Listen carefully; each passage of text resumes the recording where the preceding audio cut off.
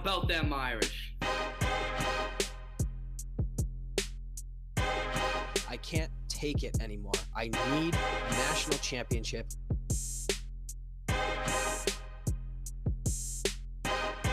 This is the Four Horsemen Podcast.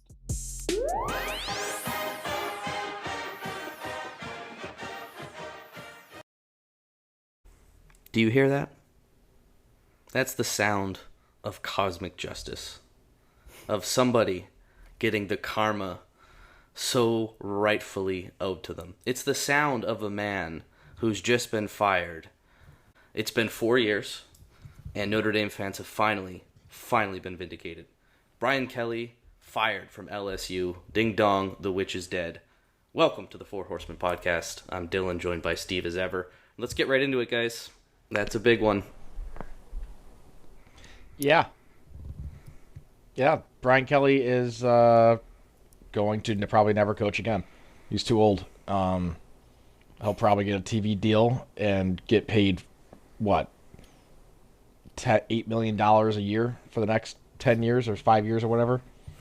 $53 million buyout till 2031. So whatever that math is, this dude's making money. And on a also related note, this is the anniversary for Declan Sullivan passing away, so prayers up to him. Unfortunate accident. I don't blame Brian Kelly like many people do for that. I think it's effed up people do that. But I totally get it too, because Brian Kelly's got that kind of attitude and persona about him where everyone kind of, like, bad things happen to him. No one cries about it for him because he's just got that dickhead persona. But he's also like not a genuine guy, but he's nice enough, kind-ish. He's not the biggest piece of shit in the world, but he's definitely not a saint either. So that's my piece on it. I didn't realize that Kelly was 64 years old. By the way, that serenading voice. Yes, it is back. Thank you, Tim, for filling in the last couple of weeks while I was out. I'm getting really wet right now. Brian Kelly, 64 years old. Did not see that coming. I think he's got one more stop in him, but to your point, you got $50 million.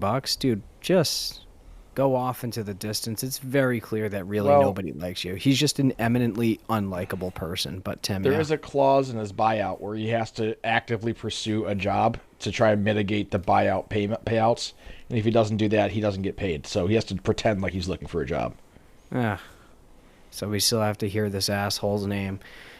Yeah, I mean, it's just as more and more stories are coming out, you just hear how lazy and entitled the guy was. Like, there's a story that when he was visiting Tobias Merriweather, he was visiting Tobias Merriweather to try to pitch him on Notre Dame in the middle of that recruiting visit while he's eating, Tobias's mother's cooking. 3 or 4 helpings is what the story is, but that's aside the point. He's just a fat fuck. But regardless, he gets the call that he's going to LSU, goes back, has another helping of food, and then just like leaves without saying anything. Just like, oh, okay, see ya. It's a miracle that we landed Merriweather at the time, even though obviously he never, kind of panned out at Notre Dame. But regardless, and then also, excuse me,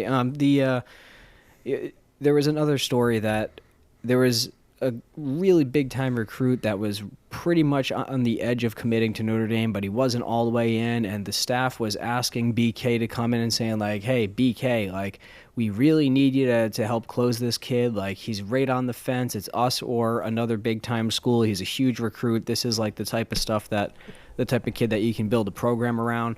And Kelly allegedly just says, like, hey, listen, if he doesn't want to come to Notre Dame, then, like, he doesn't belong here or something. Basically, not putting in the time or effort to recruit and bring in the talent, because he just thought that, the sense of entitlement that, oh, well, it's Notre Dame, so if Notre Dame offers you, then you should be coming here. It's like, okay, yeah, that was true in 1988 and early 90s, but just hadn't been the case in the course of Kelly's tenure. So, he was lazy, he was entitled, he was a prick, he treated people poorly.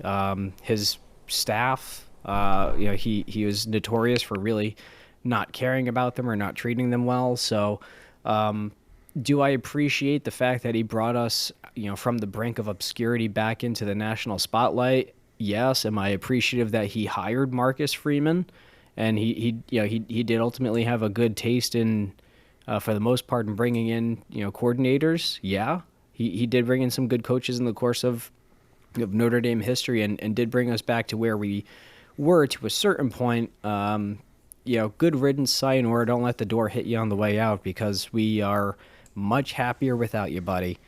So, I mean, that's my piece. I could keep laughing and making fun of him, but I mean, Dylan, you're also very clued into a lot of behind the scenes stuff. You're very knowledgeable about this sort of thing. So, is there any additional anecdotes or thoughts that you want to add about the BK saga?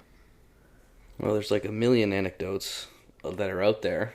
I can't verify them, but I think Jack Schwarbrick deserves more of the credit than Brian Kelly for Notre Dame getting back to where Notre Dame is. Brian Kelly deserves some of that, but Brian Kelly also held Notre Dame back in a lot of ways, and I think you're seeing that now, culturally being the first thing I think of, because Notre Dame right now is, I mean, the culture there is better than it's ever been. Might be the best in the country. Then you're adding on top of that the big game performances, the recruiting. We are better off. The reason I think we bring it up is the way he went about leaving Notre Dame. No one in the history of Notre Dame has left Notre Dame on their own volition. It has never been, I'm going to go leave Notre Dame to take a lateral job elsewhere. Nobody's done that. No. So, didn't someone go to the NFL in like the 70s or 60s? Dan Devine might have went to the NFL afterwards. Yeah, I thought he was more of an administrator. But it's a coaching job that you do not leave for another coaching job in college football. And for him to do that was pretty disrespectful, kind of mid-season. I mean, it's the end of the season, but we still had games to play, or a game to play. Just to do it out of nowhere, and to do it after beating Knute Rockne's all-time win record, when Lou Holtz deliberately retired before doing so. Maybe he was also pushed out, but Lou Holtz chose not to beat Knute Rockne's record. Brian Kelly has no respect for that. No respect for the history, no respect for tradition, no respect for Notre Dame. And I think being a very prideful program that we are, I think we're more than entitled to voice our opinions on this and to celebrate the fact that it didn't work out for him, that you thought that was a better place. It isn't.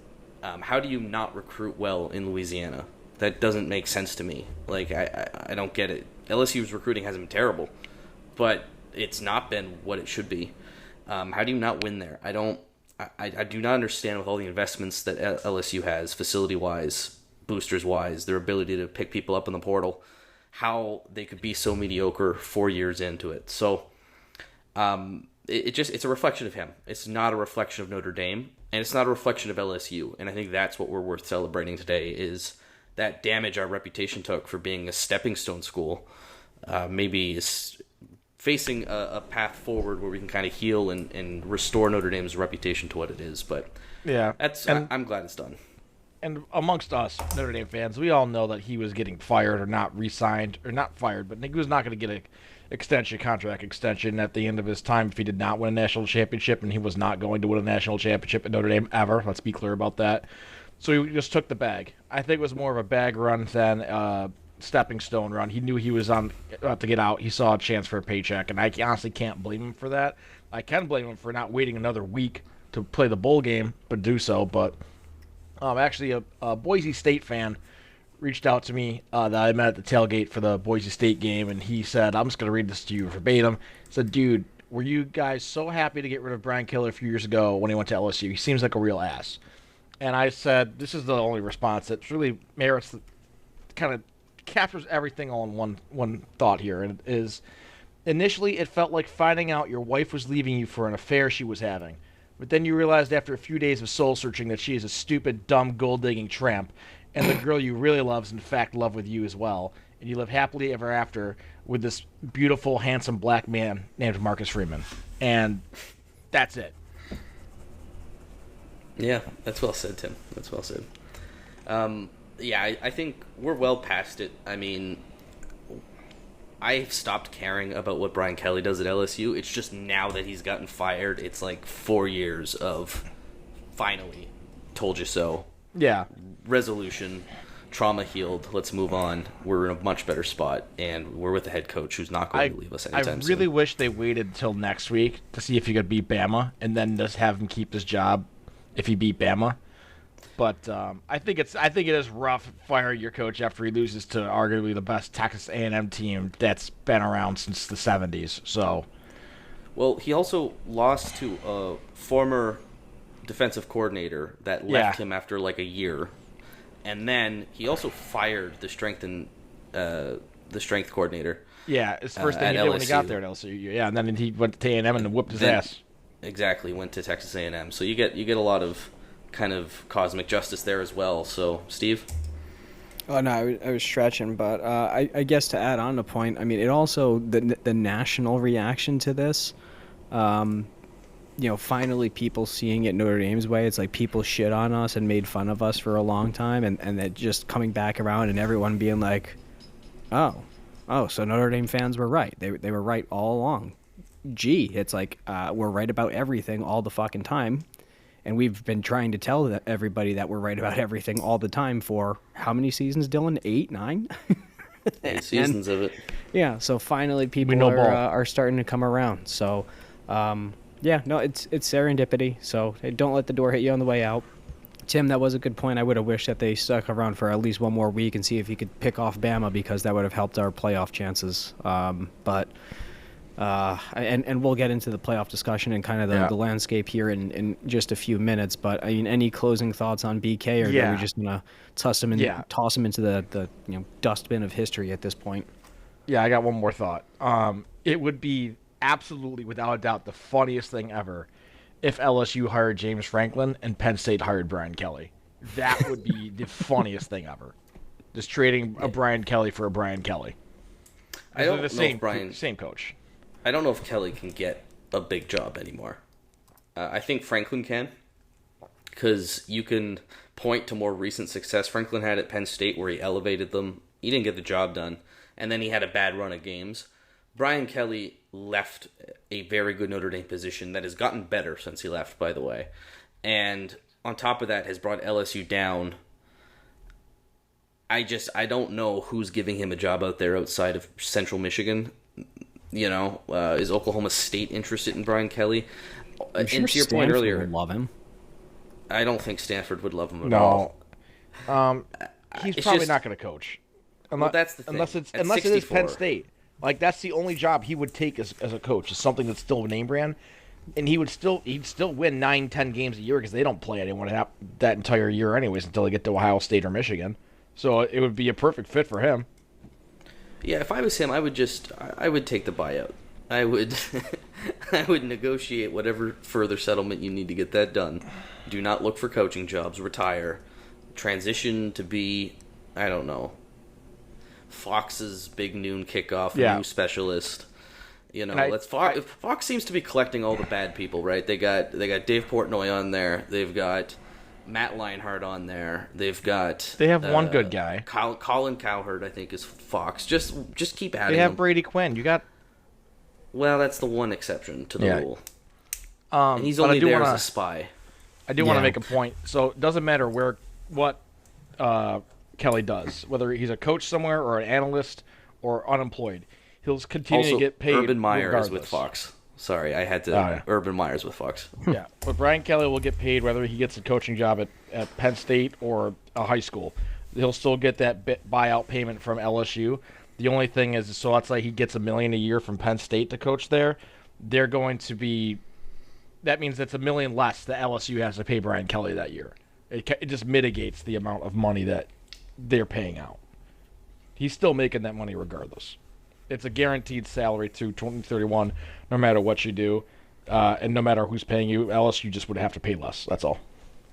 Yeah, so take that instead of trying to get back out there. I mean, unless he's got that competitor spirit where he doesn't want to go out like that, but dude, enjoy your life. One last comment, just because I'm the resident golf guy of the podcast. Apparently, he's logged over 100 rounds of golf this past year at the local country club with an average score of 95. Now, I don't know if that's people just being cheeky on Twitter, but if he genuinely, with all the money that he undoubtedly has the best clubs, the best equipment, probably a swing coach, private club, perfect conditions. If I played over 100 rounds in a year under those circumstances, my average score would be in the 70s, and that asshole can't break 95 because he's an unathletic fat asshole. So I feel like you're talking about me, not him, by the way. I was talking about Brian Kelly. I know, but all the shots you taking at him were very much describe me. Nope. That's a you issue. That's a you issue. That's not me saying that about you. I'm specifically ripping Brian Kelly. So don't get mad at me. Maybe I am Brian Kelly on the inside. No, you have a soul, Tim. It's the dark soul. All right, let's move on. Let's get rid of that asshole out of our lives. What's the next topic we want to focus on tonight, boys? Let's recap those games from last week, because the first one that happened was LSU absolutely shit the bed against A&M. The stadium was almost entirely empty except for those A&M cultists left at the end of the game. Writing was on the wall for sure. Just going through the rest of the games from last week. Bama barely escaped out of South Carolina, and I'll tell you what. When did you guys know that Bama was going to come back and win that game? Because I was telling you it was going to happen long before either one of you probably thought so. I was just holding out hope, and I was high on Lenore Sellers in South Carolina early on in the season, so until that last drive when Sellers fumbled and shit the bed, I genuinely thought that they were going to pull it off, but I was very wrong. Yeah, as soon as I saw the students starting to line up to storm the field, down one score, that's when I knew that Bama was going to win. You can't jinx it like that. Just like when those two fat fucks came down from the heavens at the Notre Dame Ohio State game and said next to me, like, what are you doing? We're going to storm the field! There's still 3 minutes left in this game, dog. All right. Dylan, any thoughts on the Bama-Carolina game? No, I mean, Alabama's good. I don't think they're the best team in college football. I think the SEC is pretty stacked. I think that's pretty typical. Good teams find a way to win, so credit to Bama there. But, you know, it's annoying to watch, but I don't know. It just wasn't really a good week for college football in general, to be honest with you guys. I mean, kind of boring week. And I can tell you what, we learned the rule is still true, where dog shit awful teams, they cannot find a way to put away the juggernauts that are paper tigers when they have them on the ropes. It happened in the Bama game. It happened with Mississippi State and Texas. It happened with probably someone else I can't think of. Oregon, Wisconsin, that was a pretty close game. It just felt really slow. These bad teams just prove why they're bad teams. Speaking of bad teams, Stanford lost to Miami, and I thought it was the most hilarious thing that last week, after Gunnar Stockton could not see his receivers at all on Miami, they decided to put all the receivers in camouflage this week to make sure that he could. Like, what were you guys thinking with that uniform choice? Just making it way harder than it needs to be for him. Missouri proved that they still can't win road games, and by still can't, I mean both of them. They lost to Vandy, and USF let me down, damn it. And Washington proved why I did not need to rank Illinois in my top 25 last week, so I was vindicated. No, that's not how it works, but fair enough. I'm with you. Vanderbilt is awesome. I love Clark Lee. They're my favorite team to watch this year, I think, just from afar. I don't watch Vanderbilt football every snap, but I do enjoy seeing what they get into every week. BYU handling business as an underdog. I've bought on BYU. I don't know which one of you guys pissed off BYU fans this week, but like BYU Probably is me. solid. They haven't played much, but like BYU is clearly, I think, the best team in the Big 12 right now. The way they've handled their last 2 weeks, got to give them a lot of credit. A&M obviously ran LSU to the building. That's the only one I got wrong this week. A little surprised that it was that bad being at home, but then again, I don't think we realized how bad things were at LSU there. Indiana crushes UCLA, man. I don't know, Tim, I thought we what weren't the going to fuck talk you about that were game. on. I was really trying to wish cast that into existence. No. First of all, it was a 25.5 point spread. We do not pick games that large for our prediction game. And I but you pounded wanted the table, demanded you it. pounded the table, and they lost by, what was it, 50? 56 to 6. Brutal week. Kirk Cignetti's real. Indiana's real. I'm sorry, guys. You're going to have to get used to it. And then, of course, the Michigan... They're not. I'll keep pounding that table because I know I'm right there. They're the second or third best team in the country at the moment. But fair enough. They got to prove it until they prove it. The Notre Dame's been in those shoes before. Michigan State. A game Michigan State really had a lot of opportunities in where they've shot themselves in the foot so much. I did watch that game. Big time controversial call prevented MSU from getting a turnover in a dangerous position. But at the end of the day, Michigan was just 11 points better than them, and that's because Michigan State is dog shit right now. They're a team that's going to probably be looking for a coach soon. So that's our week. We did pretty well. Do you guys want to hear our scores for the game so far? Please. Yeah. For through 9 weeks, straight up, I've got the lead right now, barely. 32 wins, 32 right, 18 wrong, and 2 tie. Tim, you're next with 32 and 20. And then Steve, you're 31, 20, and 1. So we're all right there. We're all well above 500. So we're all in the if 30 I didn't range. pound the table for that stupid UCLA Indiana game, I would have been in the lead still. Awesome. That's true. And then against the spread, I've kind of narrowed the gap here. It's a Steve and I race at the moment. Steve's 28, 23, and 1. I'm 27, 24, and 1. And Tim, you're 24, 27, and 1. So between the three of us, 2 of us are above 500, which is pretty good for against the spread. And then straight up, we're just annihilating it this year. It took a few weeks because the season was weird, and then I feel like I'm getting a better pulse on everything. So, pretty fun game so far. What are you guys' thoughts on Week 9? Well, my thoughts on my spread score is exactly why I never bet with the spread. I'm always money line whenever I'm gambling. Overall, pretty boring week. It looked like it could be exciting, and then it was just a letdown. But whatever. Yeah, my only thing is, and again, we're going to discuss this a little bit more in the college football landscape, is we need some more upsets. Feels like this year has been a little loosey-goosey on upsets. I mean, there's been some notable ones, but I think it's been more so teams falling from grace with teams in disarray, with coaching and then some injuries. We know the obvious ones. There hasn't been like huge upsets like last year. Last year felt like one of those 2007 type chaos years. This year feels like it's coming a little bit more back to earth in regards to week. Well, but hey, we're getting late into the season. Teams are beat up. There's been a lot of changes, and you just don't know what's going to happen. So Notre Dame being ranked at number 12 in both the coach and the AP poll has us basically on the bubble, and a few things just have to happen for us to fall within the playoff, which we're on pace for. So, just more upsets, hopefully, please, because this week was kind of chalk. I will tell you this. If this Miami SMU game coming up this week wasn't at 10 or 11 a.m. local time, that would definitely be on my radar for an upset alert, because Miami has shown that they... But that's a game we don't want an upset in. No, that's not what we need want. Miami to keep winning. Yeah, and I don't know if they will.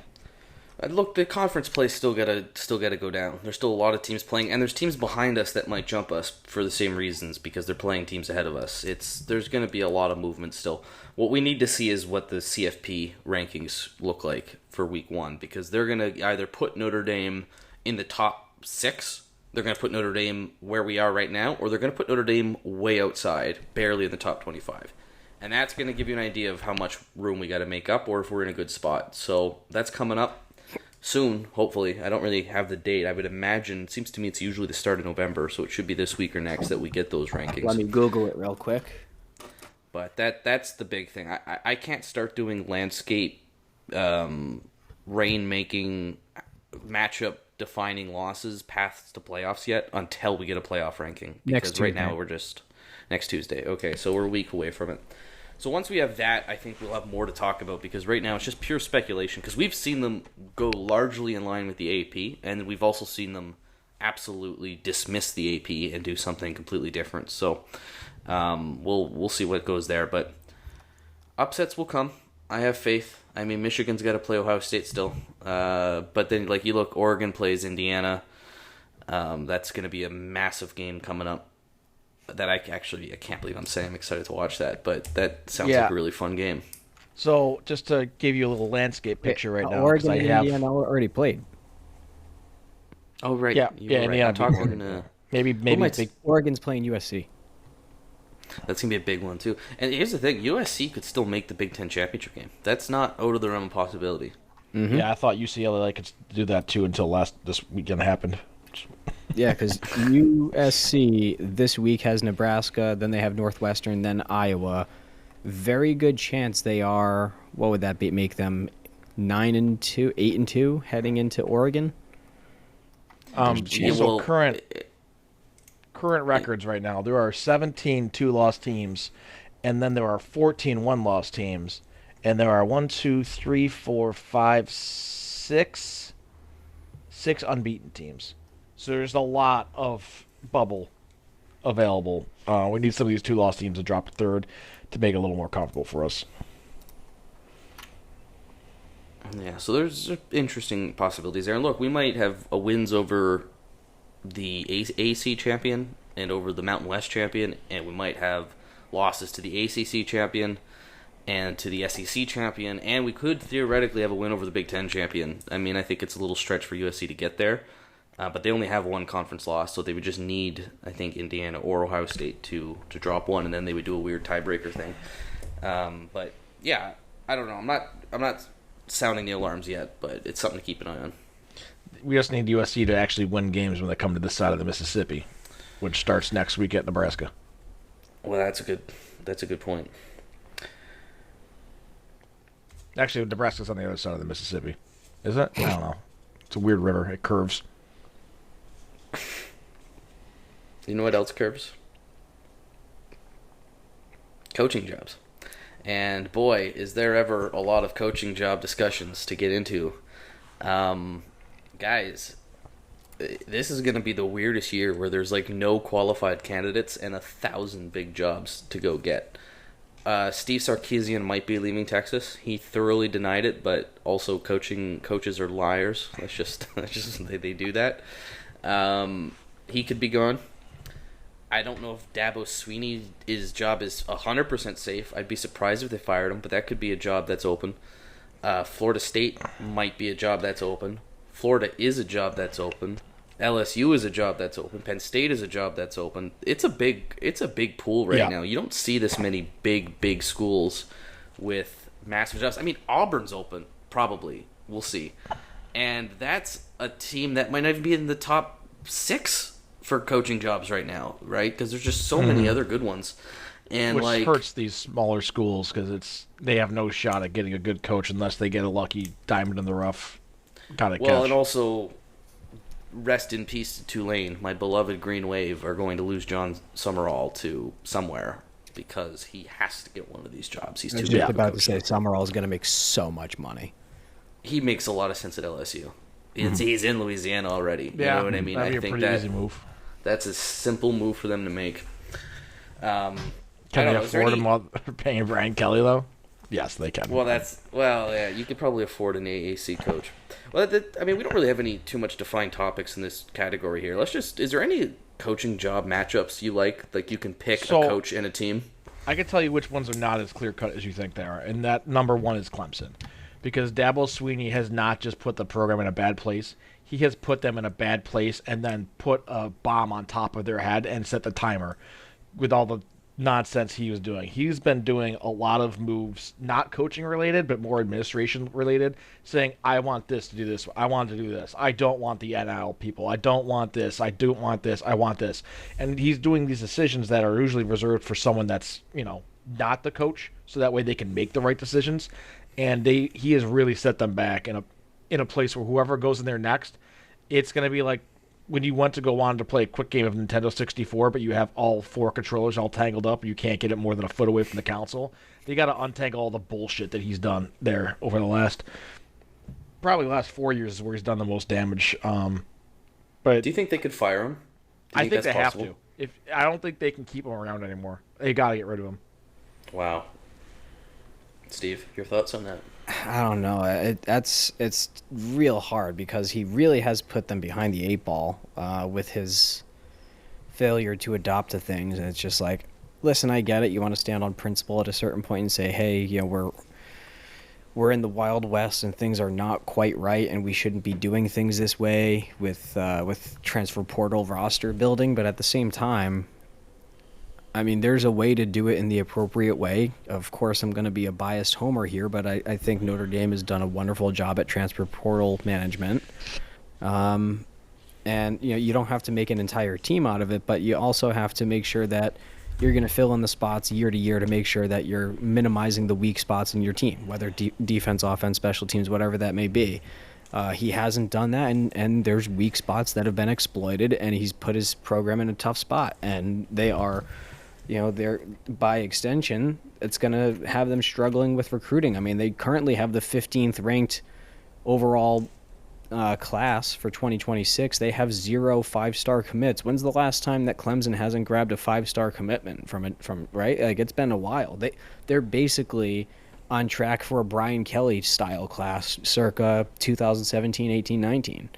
Like, solid, but is it going to be a generational game changer that's going to get you right back atop of the ACC, which is getting increasingly competitive? I don't think so. So, Dabo's a great coach, but I think some stubbornness and unwillingness to change might have done him in. I don't know. All right, let's do rapid fire. I'm going to tell you a program. You tell me a coach, either Boston the one that's College. currently there or somebody else. Boston College.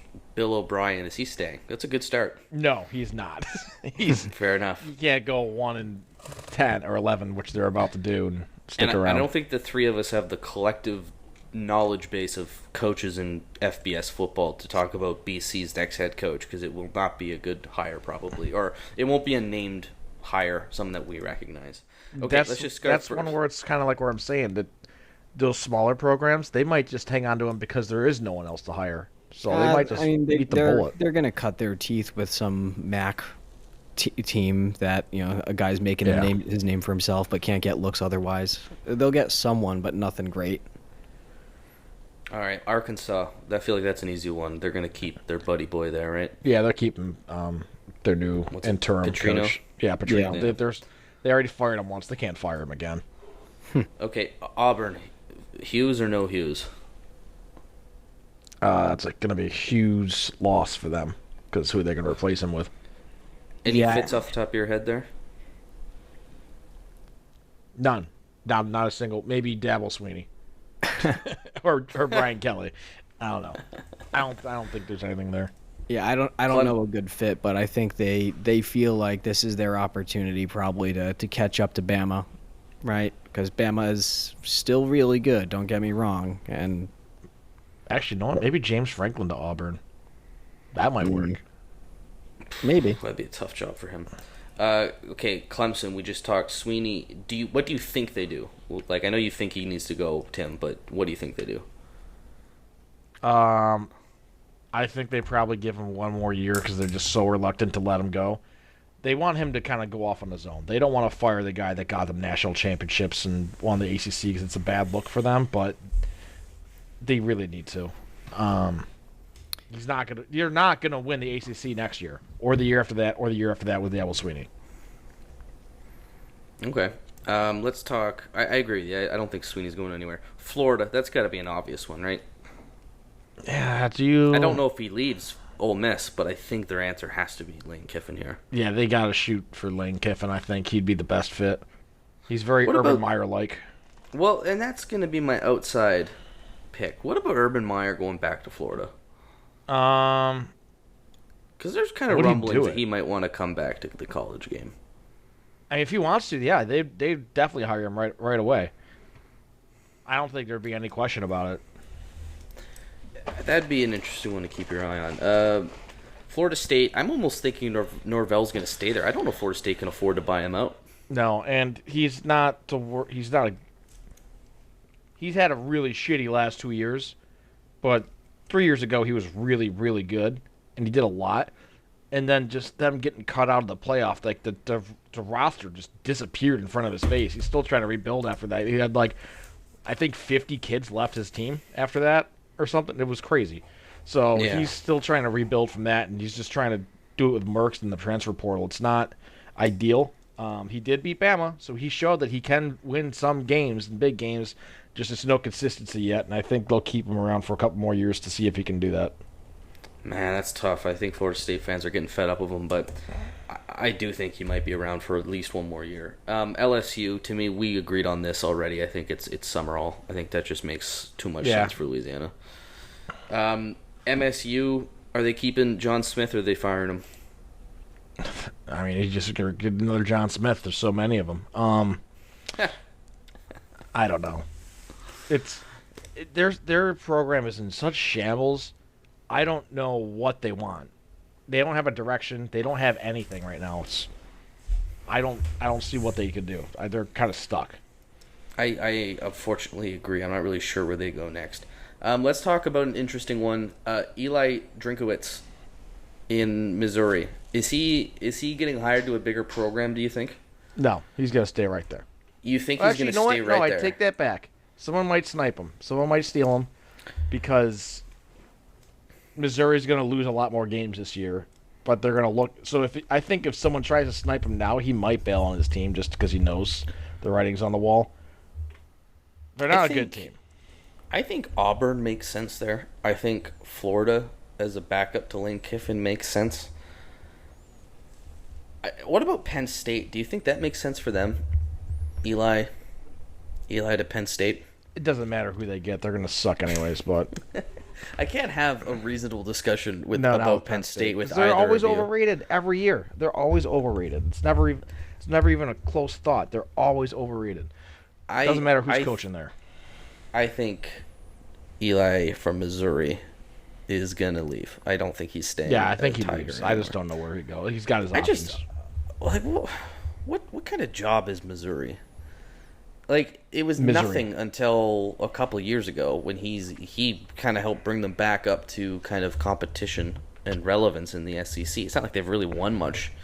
I don't know if that's a program that has a high ceiling for a long time. I think that's one where you might want to bail. Because, look, Missouri is not a state loaded with recruiting talent. And to the extent that there is talent in Missouri, Notre Dame and Ohio State do really well in those states, as does Nebraska and Oklahoma and any other team who's going after a 5-star. So I don't know if Missouri is really a place to stay. Here's another one for you, Tim, and Steve whenever he comes back. Nebraska. Does Matt Rule leave that situation? Because he seems to have finally got Nebraska going in the right direction. But Penn State is his alum. What do we think about that? So from my Nebraska friends that I have, they're not. They wouldn't be mad if he left. Let's just put it that way.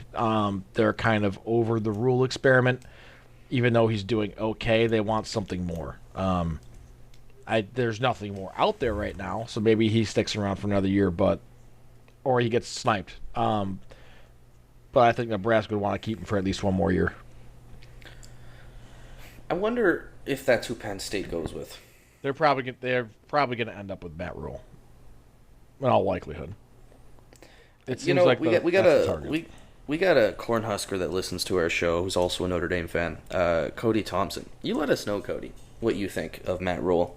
If what Tim is saying is how you feel, and if you would maybe like to see him replaced, or wouldn't be crying wouldn't be shedding a tear if he does leave. I'm curious what to think, because Matt Rule finally has kind of Nebraska rolling in the right direction. You still have those inconsistencies with Nebraska, but they look like they're on pace for another above 500 season where it's looking actually kind of good for them. So the hope's there for them.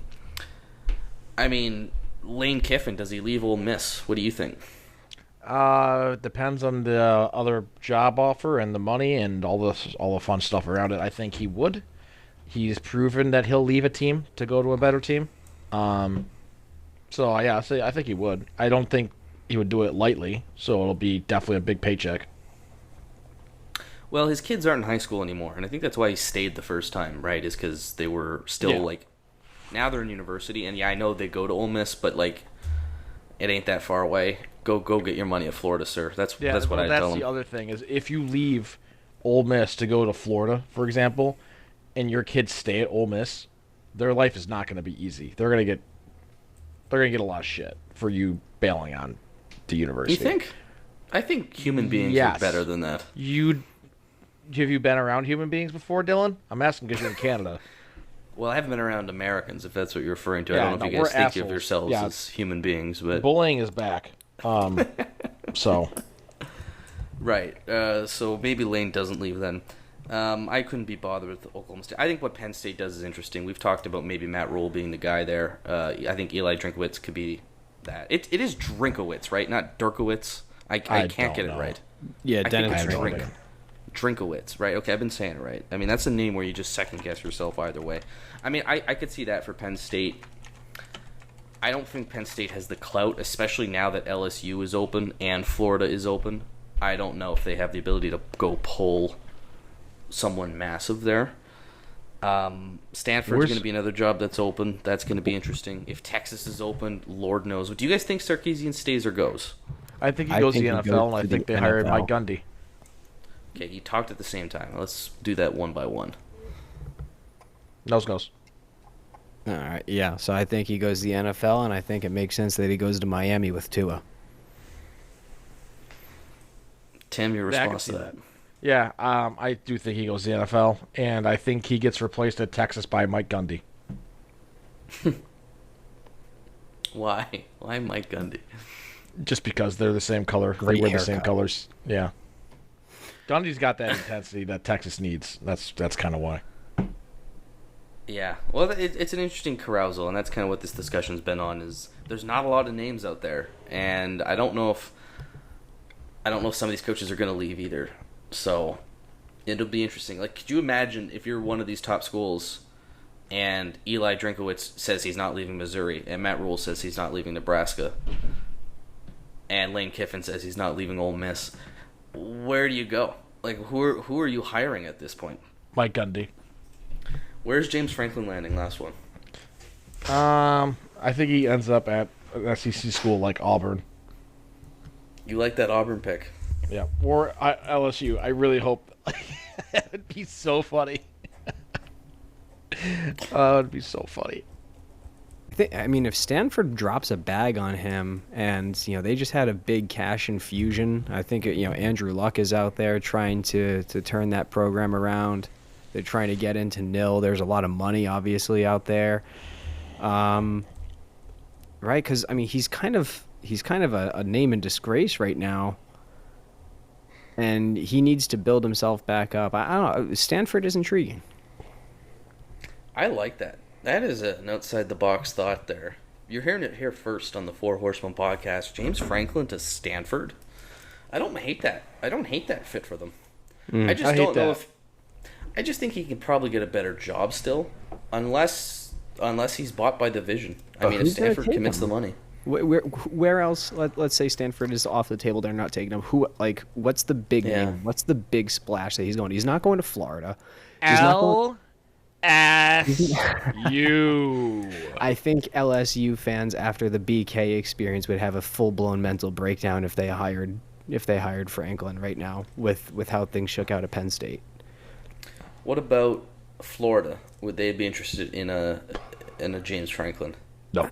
I mean, maybe because they've been so down for so long, but I think there's going to be there is something to be said for SEC and Southern culture fit, right? As we saw with the BK experiment, right? I don't know. Yeah, he was a Vanderbilt coach, but that's also not the typical SEC experience either. Yeah. So that's a good question. I mean, I don't know where he ends up. What about Wisconsin? Is that a better job than Stanford? For who? James Franklin?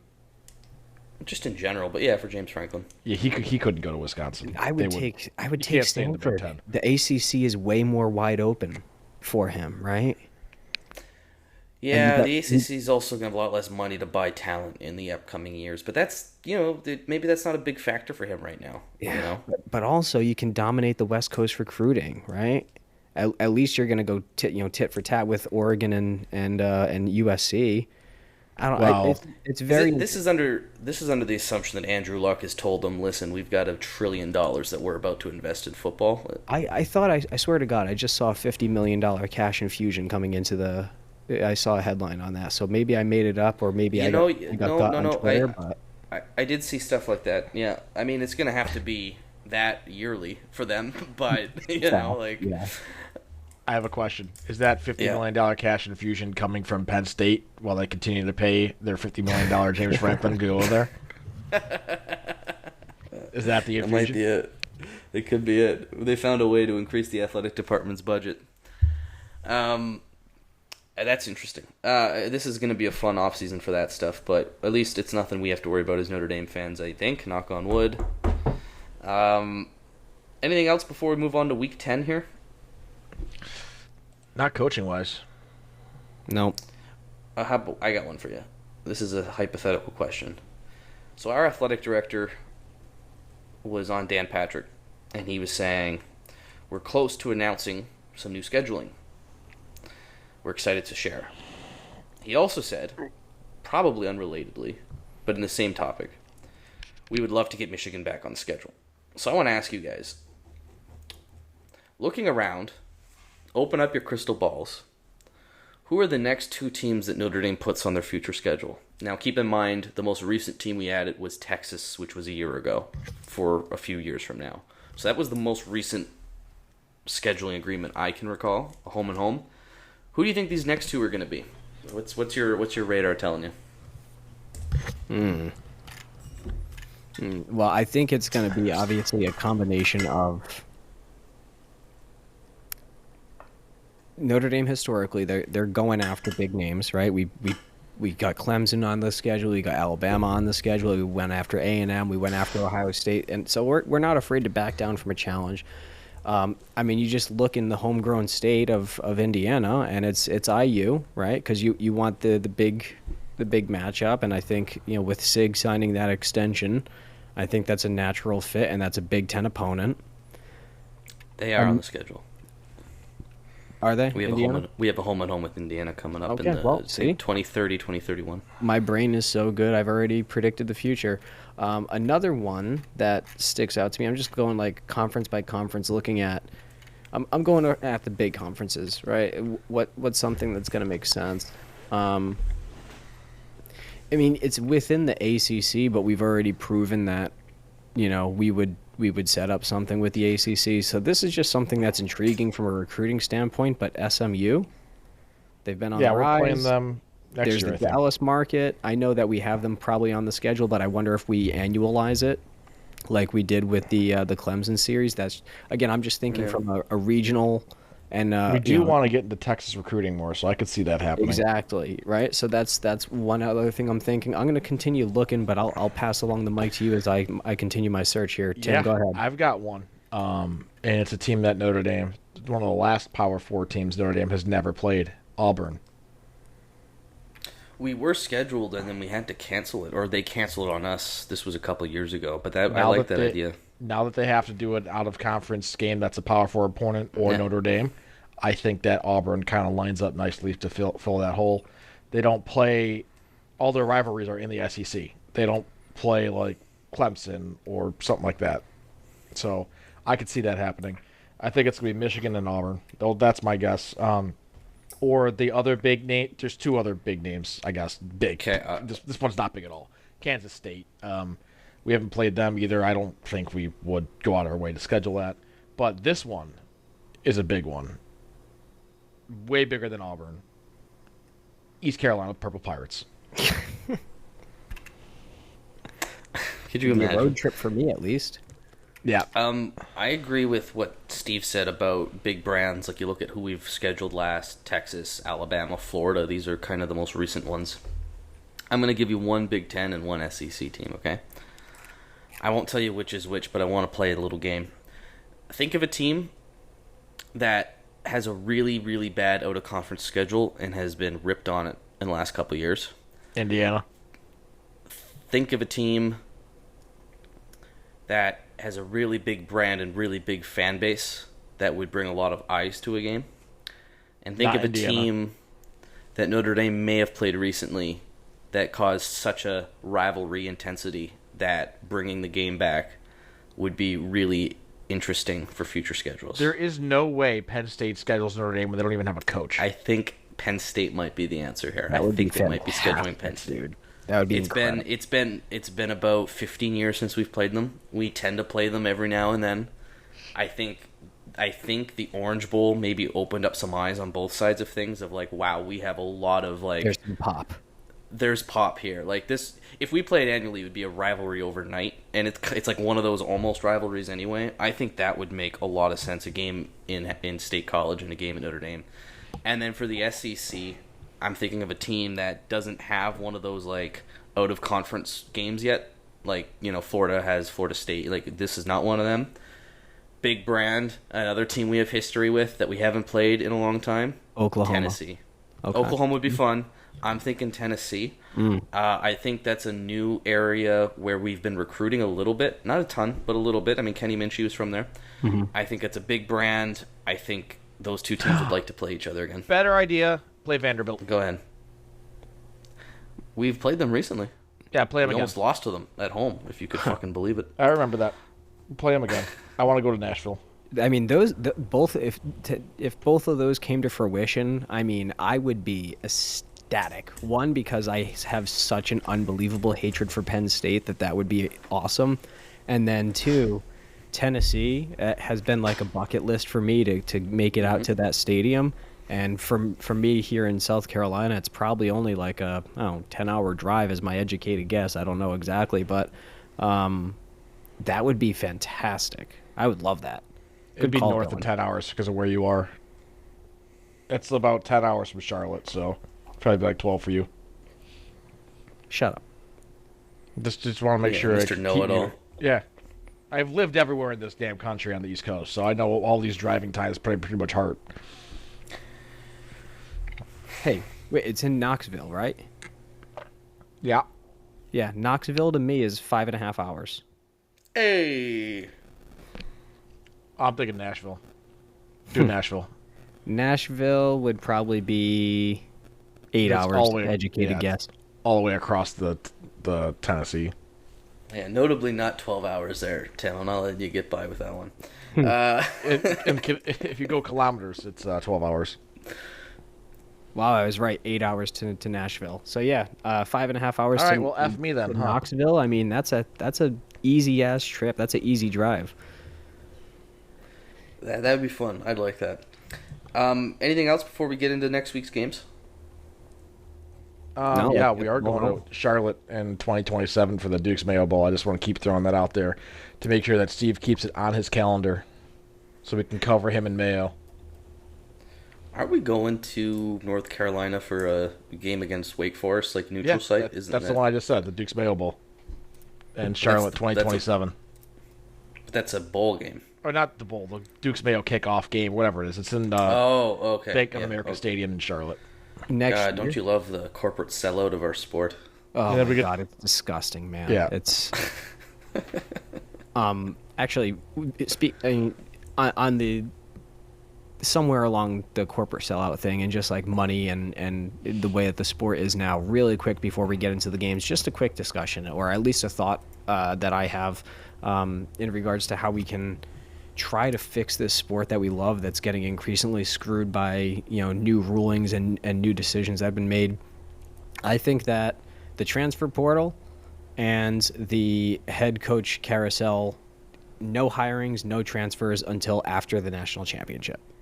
I Like love that that. has to be It's a not gonna layup happen, that but- that just makes too much sense, because at a certain point, like we can't keep doing this. We can't keep like, why are guys sitting out bowl games or transferring out because you had a bad? Just play your fucking games, finish out the season, and then you can start making moves at the end. If they have a designated time, that just makes too much sense not to do it. Am I missing something? Do I have a blind spot? I mean, Yeah, I think the transfer portal window shouldn't open until New Year's Day. And then and give I them know those 20 that days. with the transfer portal, some of it has to do with academics and like semesters and Yeah. something. You gotta get like, your Yeah, classes that's what I lined was up and gonna shit. say. Yeah, So if you wait, but- but if you wait until like after Christmas to open it up, that gives students enough time to do things. And here's the other thing: it's not like these aren't, well, the ones that we know are not struggling to, like, if for let's say a 4-star wants to come to Notre Dame or a 5-star, which to the portal.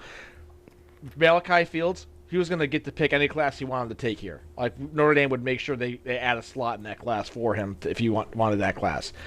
those things can be done.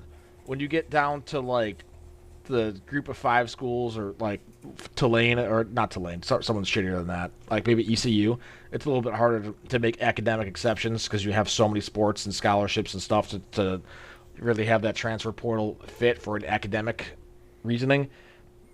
But most of these dudes aren't transferring because they want to get a better education. They're transferring because they want to get some playing time. So they don't have to transfer.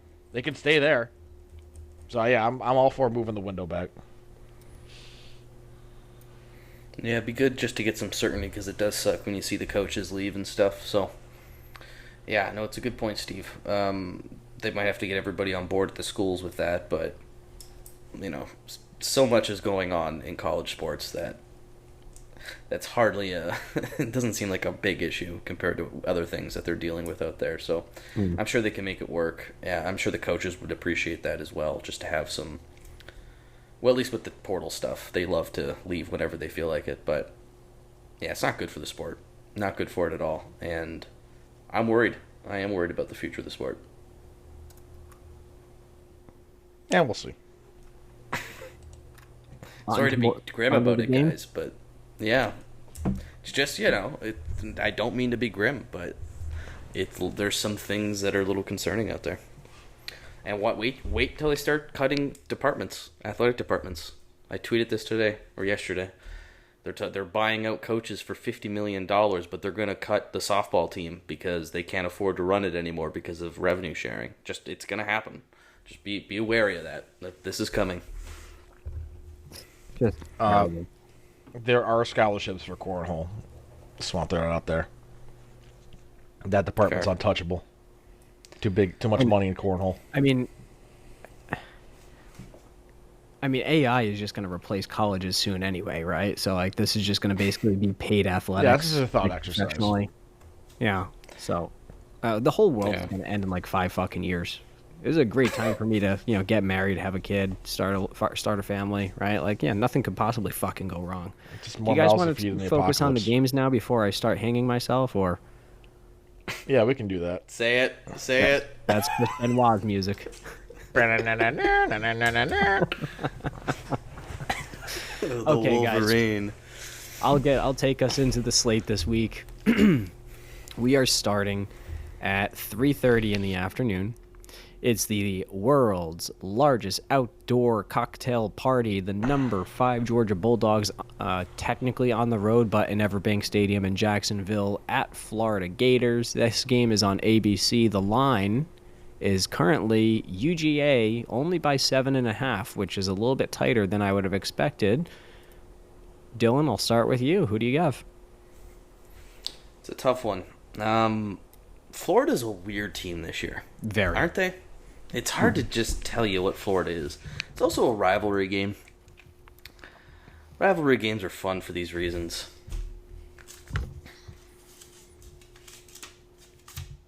By God. You want upsets, Tim? I'm giving you an upset. I'm taking the Florida Gators. I do not trust the Georgia Bulldogs this year. And there's something weird about these Gators, man. I'm taking chaos. Florida money line. Yeah, you shouldn't do that. Georgia's going to cover it. I'll tell you why. Looking through at Florida's schedule here, they lost to South Florida 18-16. They lost to LSU 20-10. They lost to Miami 26-7. They lost to Texas A&M 34-17. Their wins: Long Island, Texas 29-21, a bad Texas, and Mississippi State 23-21. Florida's not there. Give me Georgia to cover. I'm with Dylan on this one. I'm going to take Florida money line. They're going to win straight up because you forgot one I thing, hope so. Tim. You forgot one thing, which is college football just makes no fucking sense. And a really bad Florida team that has had some moments and flashes of brilliance with no head coach and a ton of uncertainty, it's just going to be a bunch of drunk redneck hicks that somehow win this game. Florida. Cue the Tom Petty music.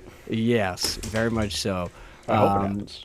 Speaking of two teams that won't back down, so far they're still in the hunt for the CFP. It's number 18 Oklahoma on the road at Tennessee, as we discussed before. This game is played at 7:30 p.m. on ABC for everyone's viewing pleasure. Tennessee is favored at home by 3.5 points. Tim, who do you have? Oklahoma sucks. Give me Tennessee, and the cover.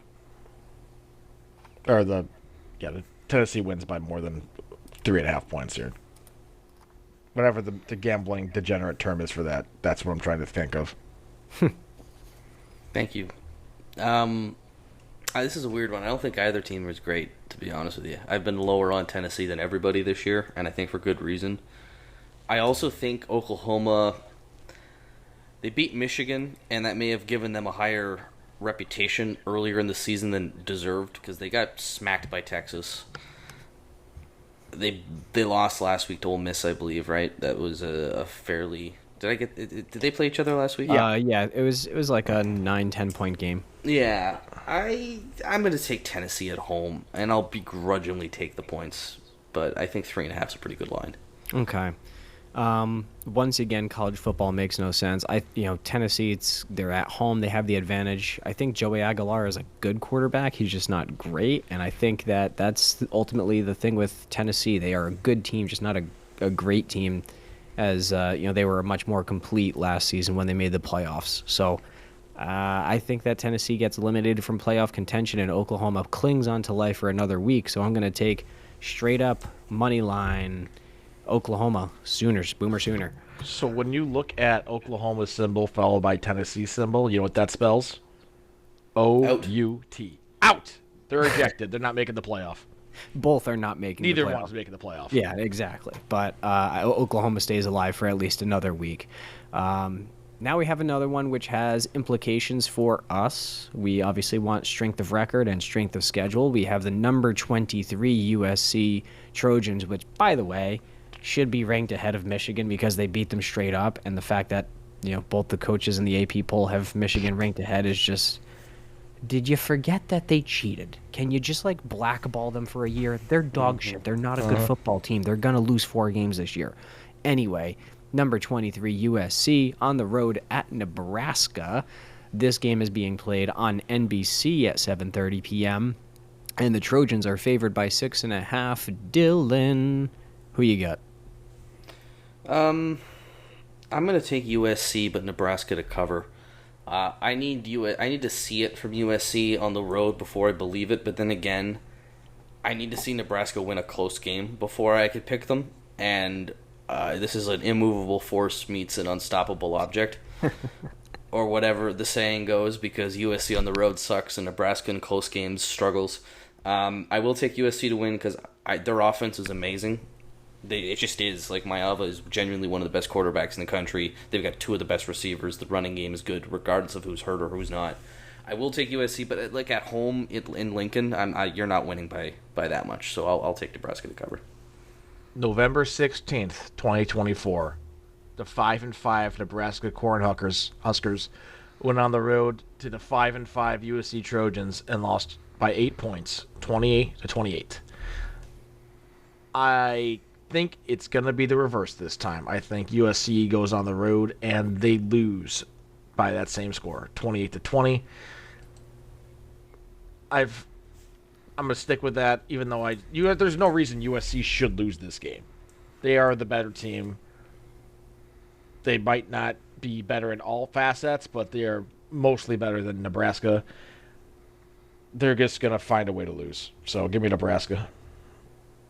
Fair. I'm just going to take USC to win and to cover because I've been burned by Nebraska too many times. I've believed in them too often, and I think Matt Rule's a good coach. I think Dylan Rail is a really good quarterback, but they haven't proved it yet, exactly as you said, Dylan. So I just think that USC was not nearly prepared for the Notre Dame rushing attack, and I don't think that that's even remotely going to be on the table for Nebraska. So Maeva and the Trojan offense are going to cover that 6.5. Can we get a quick weather check for Nebraska Lincoln Saturday? 48 degrees, sunny or partly cloudy.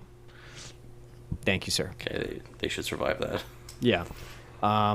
Okay, now we have on ESPN2 the number 8 Georgia Tech Yellow Jackets on the road at NC State. This game is at 7:30 p.m. Closer than expected. Georgia Tech is only getting 6.5 points. Tim, who do you have in this game? The Rambling Wreck or the Wolfpack? I think Georgia Tech's just hanging on by the skin of their teeth. We've seen that NC State's not a complete ass football team. They have some, after watching all their plays, they got Champ Bailey. They just have too many problems, and Georgia Tech really has it kind of put together right now. I think that this will be a closer game than the 6.5 points, so NC State will cover, but Georgia Tech's going to end up pulling this one out. Tim, you're wrong. This is the week Georgia Tech falls. I like the Tech. I've been supporting them all year, but it is now time to get the teams above us, below us, in terms of the college football ranking, and that's going to start this week. NC State at night at home is a great game. That's a great venue. They got great fans. I know Haynes King is legit, but North Carolina State isn't a horrible team. We hurt them. We did perverted things to them. That's because we're sick. That's because Notre Dame's a different animal. They hung around in the first half, though. They were hanging around, and I don't think Georgia Tech is going to go undefeated, and I think this is the week they lose. Give me the Wolfpack, please. Dylan, I want to agree with you. I am going to take NC State to cover. I'm with Tim here. I think that Georgia Tech is going to win, but I could definitely see them stumbling and falling. I think Georgia Tech has been hanging on by the skin of their teeth, exactly as you guys had mentioned. They've been somehow making it work. Haynes King has kind of that Riley Leonard kind of factor to him this year, where he's just been willing them to victory just barely, but it's been working. I think that they can still pull this off, and I think they're on the inside track for the ACC championship game. But they are vulnerable, so I wouldn't be surprised to see NC State win. So give me NC State plus 6.5, but Georgia Tech to win straight up. And then we have the big one. I mean, it's Boston College week. This used to be a significantly more fun game. This game is going to be on ESPN. We got one more game to pick. Do we? We've only done 4. Oh, I am so sorry. I went out of order. You're a little out of order yourself. The last game that we're picking is actually the College Game Day game, which is number 17 Cincinnati on the road at number 24 Utah at Rice-Eccles Stadium. This is at 10:15 p.m. On ESPN. Utah is favored by 8.5. 8.5 points? Are you kidding me? Mm-hmm. All right. Okay, I'll tell you what's going to happen here. Utah's definitely going to win, but they're not covering that. That's too much for me. I don't like that. That's well over a touchdown. Utah, Cincy to cover. Timmy?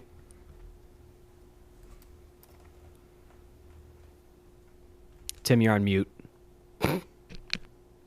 Yep, there we go. And that's about the amount of sound that was coming out of my mouth anyways. Just, I don't know. It's a tough one for me. I think they're both overrated-ish. I think they're both decent football teams. I'd say top 35 football teams in terms of talent. But they're both equally bad, comparatively speaking. So there's no way in hell Utah covers 8.5 points.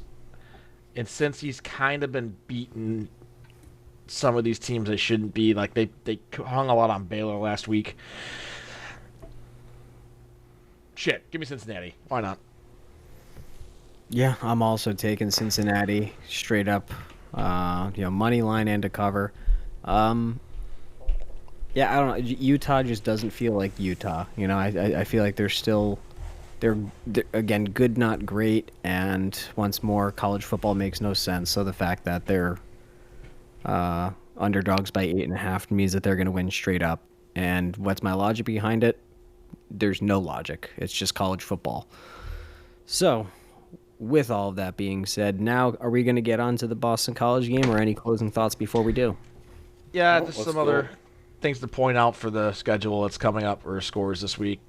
Penn State is going into Ohio State is a 20.5-point dog. And that's Would be probably so funny if they won.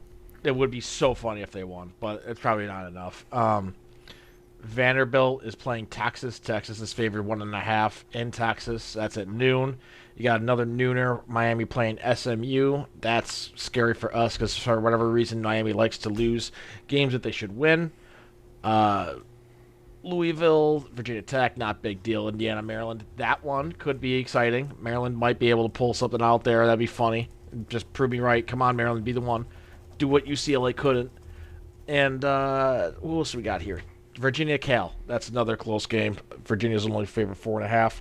It'd be nice to see them lose because that means they're not on our ass in the rankings anymore. Give us a little breathing room behind us.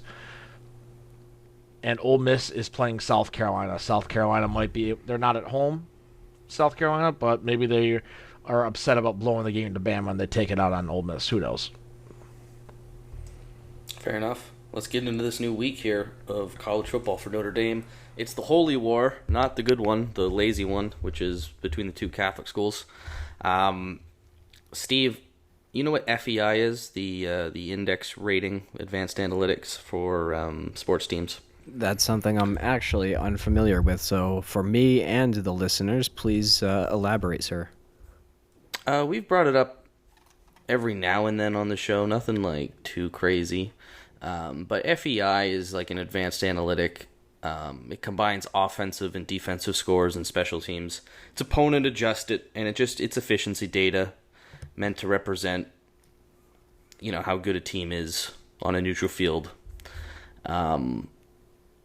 Just a good comparison tool. Sometimes I'll use it when making my picks. FEI has Notre Dame as the number 5 team in the country.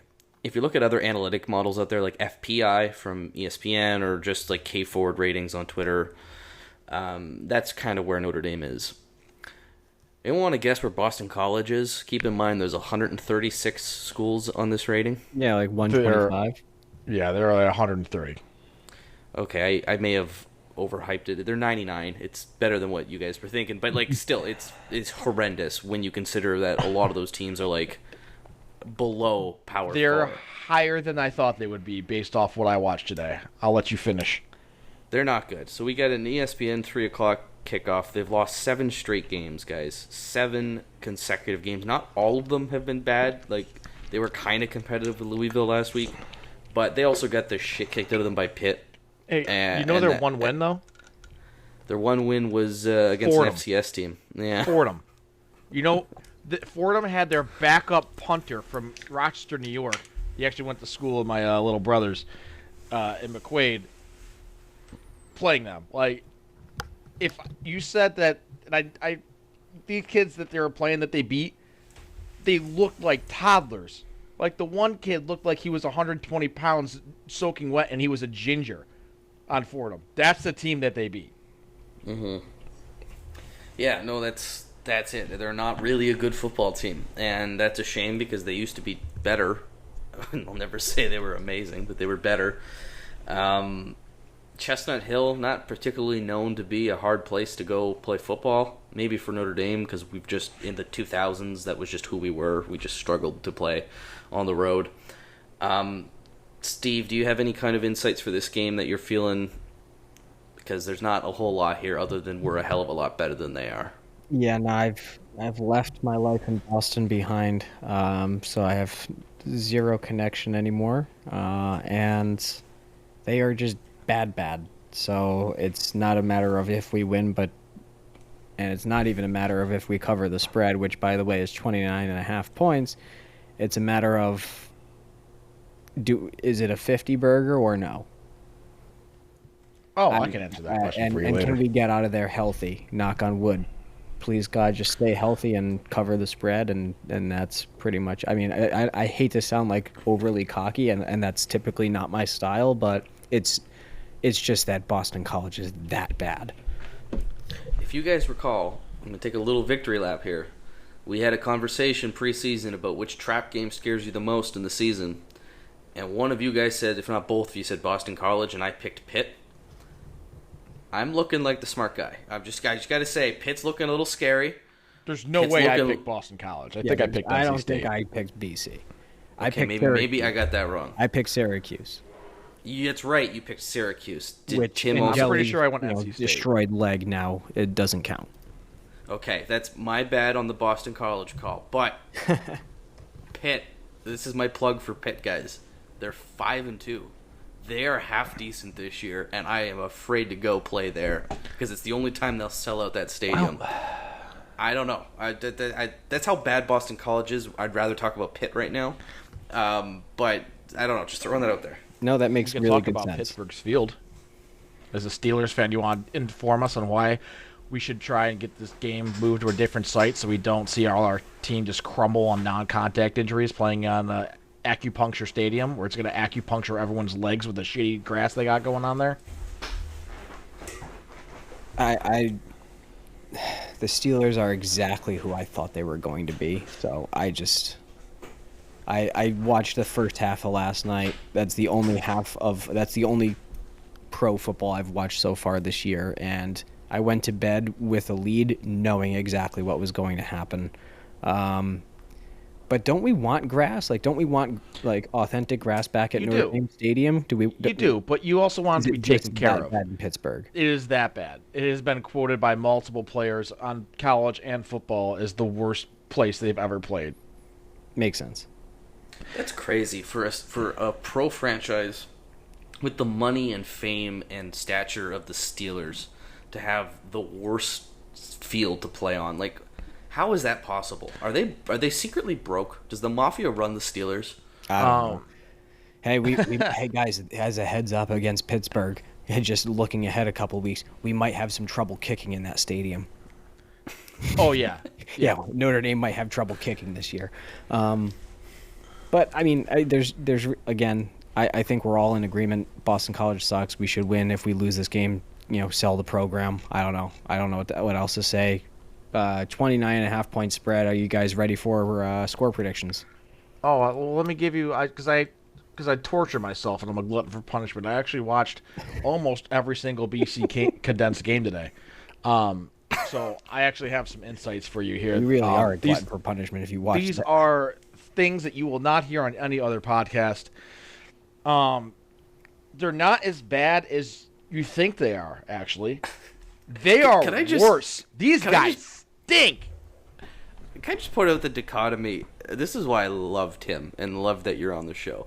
We were ready, Steve and I, to move on with no analysis for this fucking game because Boston College doesn't deserve it. We were talking about Pitt for more than we talked about Boston College. And this psychopath had watched the entire condensed season and he's about to add 10 minutes to this podcast now. God bless him. Tim, you're a soldier. I'm gonna go get a beer. You just do your thing. Yeah, so I'll just start off with the ticket prices for this game. I'm sorry, I thought they were $111. They're as low as $143 for this game.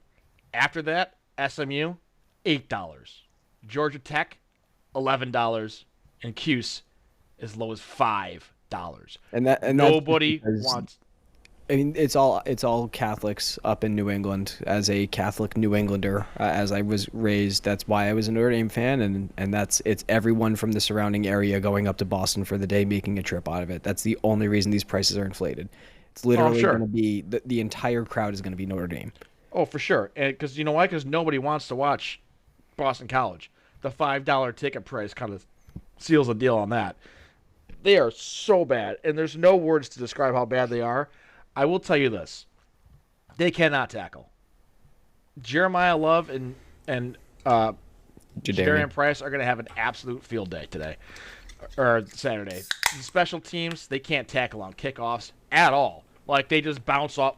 It doesn't matter who's running it back. It could be a lineman, could be an actual kick returner. It doesn't matter. They just bounce off these guys that they're trying to tackle when they're running at them at full speed. It's like watching a little kid run into a wall. Just bounces right off. It's crazy. They're very bad. Their defensive backs get burned over the top on the regular. Their one saving grace is Lombardo, their kicker, is 100% accurate from 55 and in. He can't kick the ball 56 yards.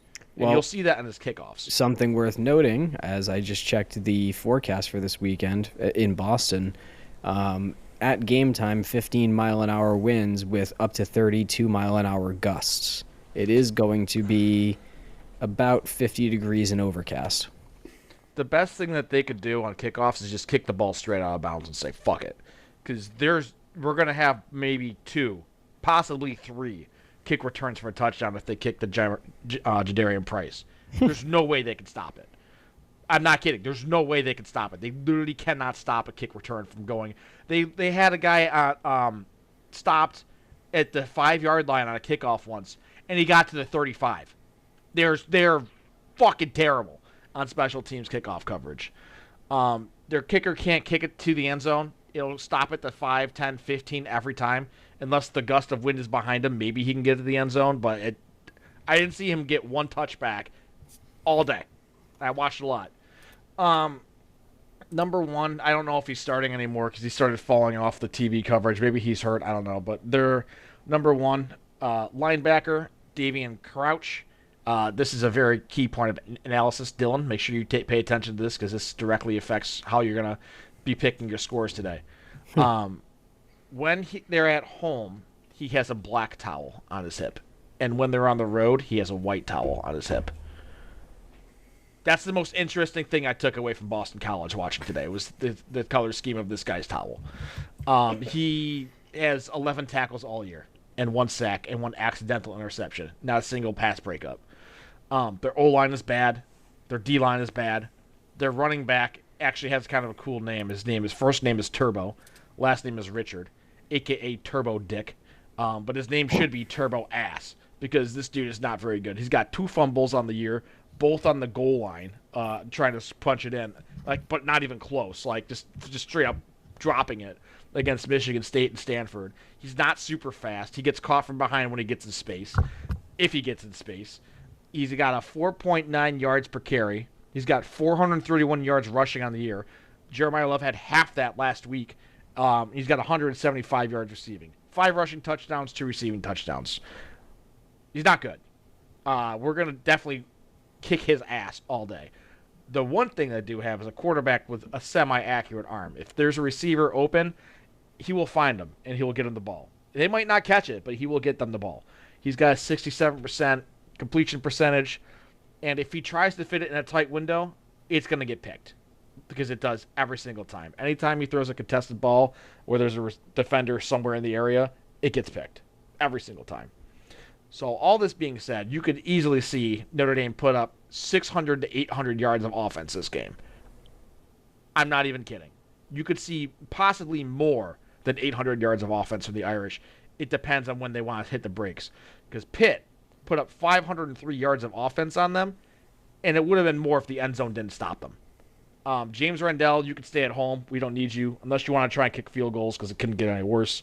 And other than that, look forward to the electric bass in their marching band because they're a fucking joke of a program. Yeah, it's ugly up there. It's ugly up in Chestnut Hill. I mean, it's visually pretty, but the football program, I don't know where they go from here. I don't think that we're ever going to see them be any sort of relevant like they were in the 70s or with Flutie or with Matt Ryan. I think they're cooked. How many Boston College fans do you know in person? I knew 2 kids from my high school that went there. I'm a Boston College legacy. I could have, applied there and probably have gotten in. I just, for one reason or another, didn't because I'm a fucking idiot. But I don't know. You would have had your Saturdays free because you wouldn't have had to watch football. Yeah, very true. Okay, now can we do score predictions or? No, I want to know how many Boston College fans Dylan knows. None, of course. Steve, I want to know, what's the split in Boston, in your opinion, between Notre Dame, Boston College, and others? I mean, there's no others other than Boston College football or... Doesn't Michigan have good support in Boston, though? Surprisingly, you'll find a couple of people, and that's only strictly because of the Tom Brady connection. Right. Just makes sense with all, Pats fan assholes, but But yeah, I mean, you pretty much anytime I wore any sort of Irish gear, you get a Go Irish on the street as I was walking through Boston Common on the way to work every morning. So, yeah, it's an Irish town at heart. So, I was just telling Tim as you stepped away for a quick second, the tickets on this one are so high, and then the tickets on all the other games are like legitimately $5 against Syracuse, and that's because I'm going to predict that about 70 to 80% of this crowd is probably going to be Notre Dame, like legit. Yeah, or just like your casual Boston College fan who only shows up when Notre Dame's around because it's a big game, kind of like the way Pitt will be. Yeah. I got Why scores. would you show up to watch your wife get fucked in front of you? Like, if I was a Boston College fan, I would want to watch this game in person because I'd be sad the whole time. Well, they might have a hope that 1993 There's no happens hope. again. There's no hope. Don't ever bring up 1993 ever again. Guys, I got a score, and it's based off a score that happened last week that I really liked. Oh, Are we ready? God. So then now that you said that, that's crazy because I have mine written down already. So go ahead, Dylan, because this is hilarious. I already know we're within 3 points of one another. So go. I am going to just take the Indiana UCLA score. It's 56-6 Notre Dame. 56-3 Notre Dame. Mine's not far off either. I've got 60-9 because it's funny. That is hysterical. I was 56-10, but once I saw all that wind, I was like, yeah, I don't know. He'll still make those field goals. He's really good from 50 in. He's really good from 50 in. I don't know. Well, again, Notre Dame's going to win. They're going to cover. Just come out of this game healthy, and then we got Navy the following week. I have pretty much no other thoughts, and I don't know. Happy fall, everyone. Oh, this is legitimately a turn your clocks back weekend. So Saturday night, it's 2 a.m. Sunday morning is when it's daylight savings. So daylight savings is a crime against humanity. We need all the light that we can get at the end of the day, or else, once again, I'm going to Chris Benoit myself throughout the winter. Go Irish. Beat the Eagles. I got nothing else, and I got to run to bed with the old ball and chain. So I'm going to leave it to you, gentlemen. Happy Halloween. When did they change their name from Screaming Eagles to Eagles? Recently. Why? Because they're screaming how bad their team is. There's no better way to leave it on that note than that, Tim. Give us a follow at Horseman Pod on Twitter. That's my Eagles Twitter, speech. on Instagram. You know where we're at. We look forward to seeing you guys around. And of course, as always, go Irish.